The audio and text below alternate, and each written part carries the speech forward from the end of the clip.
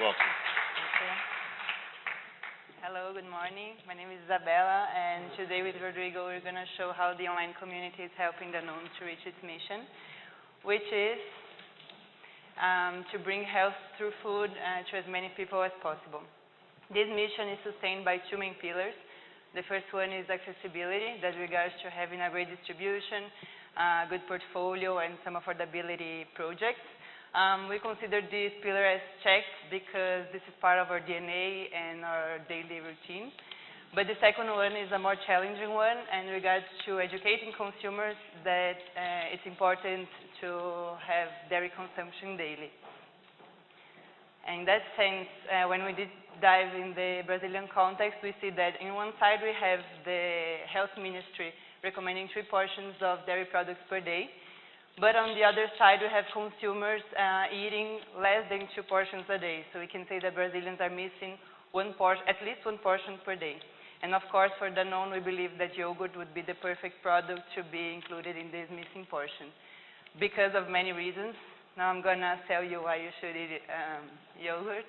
But it has many benefits versus milk as well. It has a half level of lactose, so a person who's intolerant to lactose could eat yogurt. Because of its acidity, it has a better calcium absorption, it has vitamins, it has a great nutritional density. That means that yogurt is healthy as a whole, besides being delicious and creamy. This is our perspective, but when we see what consumers think, actually it's a pretty good image for the category. They think it's delicious, healthy, and convenient. But in the end of the day, we know that yogurt is not part of Brazilians' culture. It's not a product that's in their top of mind. With this context, we started the project we called the One Yogurt a Day project. And our first step was to get a consumer segmentation we had at home that showed us 4 types of consumers, depending on their drivers of consumption and their category image. We selected 2 of them, Lola and Joni, to move forward with the study because they had a more interesting profile for us.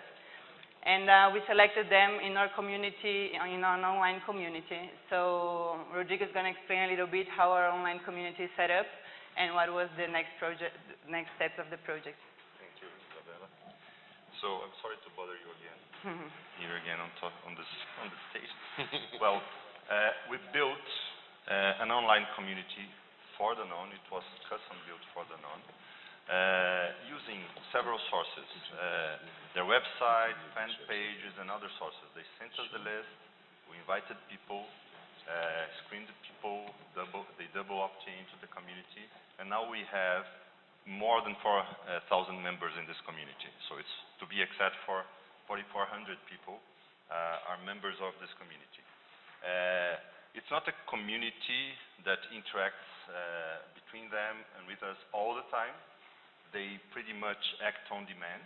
So we send them invites to surveys and they participate in those surveys. So in this sense, it's more like a community panel rather than a community. But I mean, it works pretty well. To recruit those people was pretty inexpensive because I mean, they were based on lists Danone had. So we didn't have to pay for recruiting those people. We are managing them as a community. It's not just a list. We started off using it as a list, and we had 1% response rate if we were lucky. But then we started managing them as a community, communicating with them, sending gifts for them for participation, and several other initiatives. And now we have a very high response rate. We have a 25 to 30% response rate, which is pretty good. Although the lists were much bigger, now we managed to get more people for our surveys with a smaller number of people because of this high response rate we're having. And of course, we rely a lot on the quality of their responses because they're very engaged into this. Of course, we're not going to survey any subject because those people are kind of Danone lovers in a sense. But I mean, they're very useful for surveying several types of subjects. And of course, for Danone, it has become another touch point. I mean, there's another way to relate with consumers besides all the touch points Danone already has.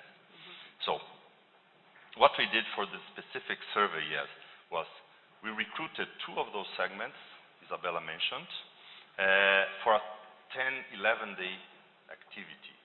Mostly of it forum. It was a 10-day forum, plus 1 quantitative survey that some of them took part on. So we started the forum by discussing. We had 2 forums, one with each one of those segments, and we discussed several topics about their feeding habits, what health is, what healthy food is, what natural food is, what tasty food is as opposed to healthy and natural.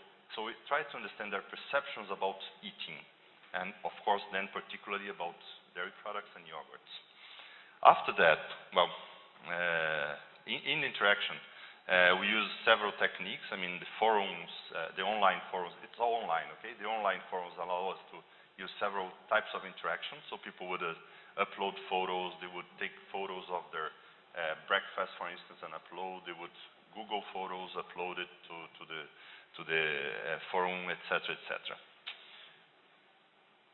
After the interaction, we asked them to change their menu. So we want to have this kind of intervention in their routine to see how they experience this kind of intervention. So it was a 4-day menu change. We asked them to introduce more yogurt in their diet. It was pretty much about yogurt. Of course, we were surveying yogurts. And the change we asked them was, you ought to have yogurt for breakfast and at least 1 more occasion during our day. Of course, we asked them to buy the yogurt. We reimbursed them for that. And during those 4 days, we asked them to upload their impressions.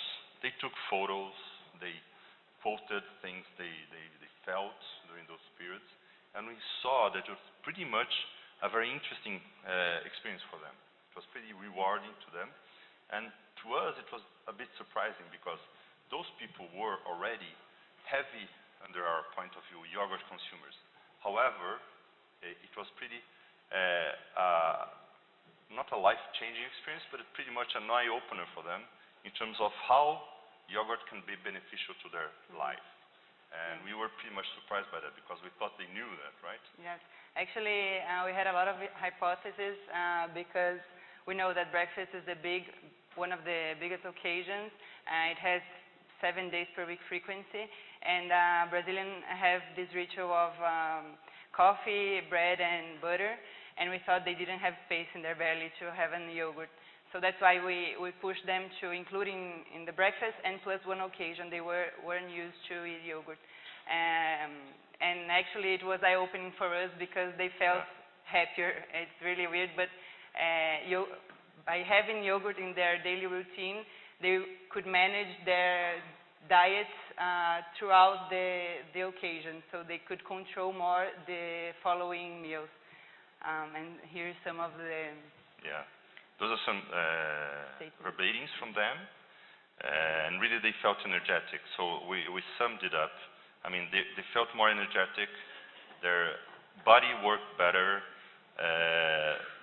they saw lots of physical benefits and energy benefits in terms of feeling better throughout the day. So it was very interesting to learn that, even from those people who were already heavy users. And after that, what we did, and the ultimate goal of this study was to develop a few concepts to communicate yogurt and to communicate the 1 yogurt a day concept or campaign that Danone wants to develop. So we developed some concepts based on what we had learned during those 7 days. Actually, Isabella developed them overnight with part of her team. And then we tested those concepts, adjusted the concepts based on what we tested, and came back to them again to see if the concepts were good under their point of view. So in this part, what we did, we used exploratory data we had, the menu change, and also we used semantic analysis.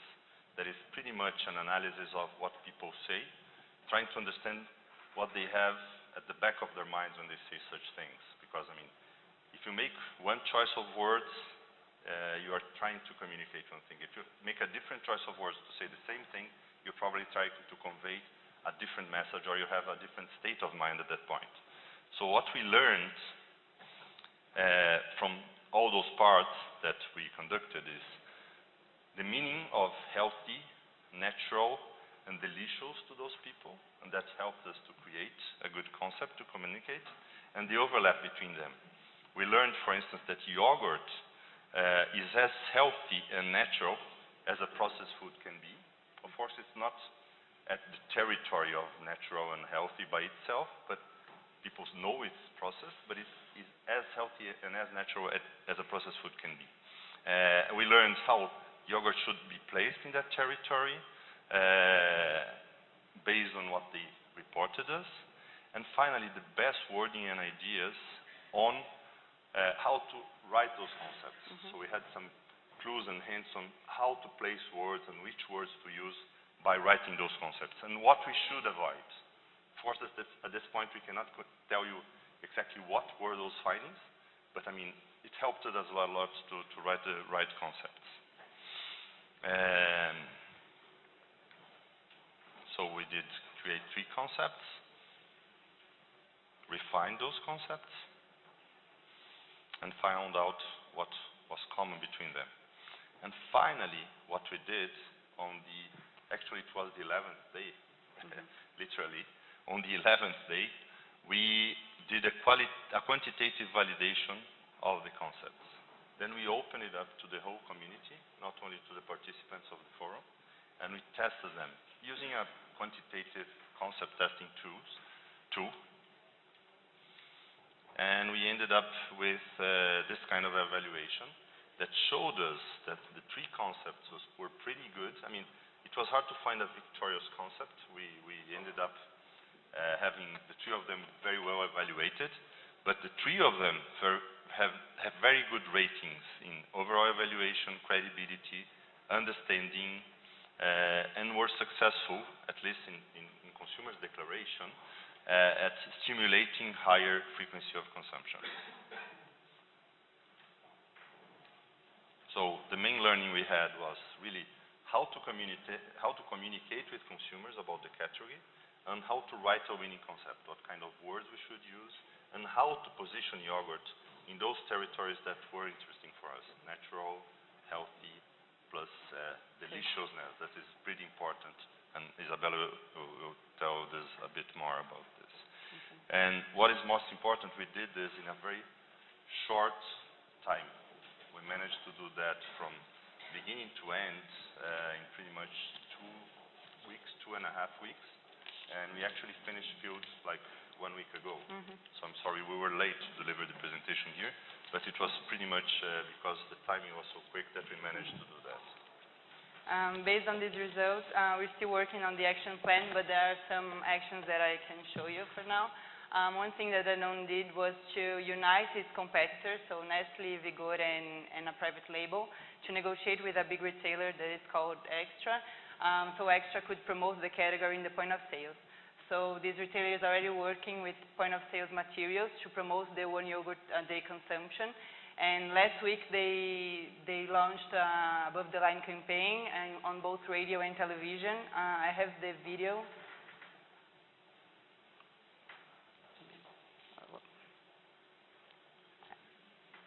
Is the next one? Okay. Well, I'll show you later, but we also included in the packages a clear moment of consumption, and we're simulating yogurt as an ingredient for recipes on our website. I'll show you the TV ad. Or not.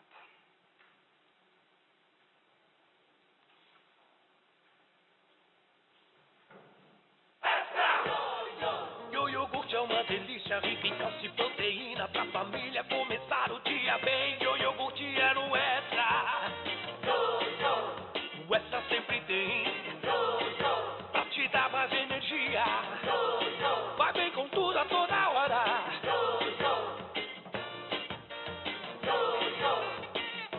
Comece bem o dia com o iogurte. Mais barato, Extra! So you see the four players signing the campaign.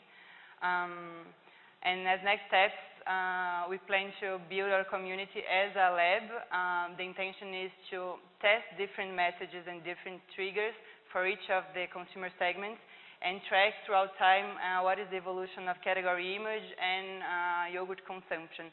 And based on these learnings, the idea is to move on mass communication with these messages. So this is what we wanted to show you. Hope you find it interesting.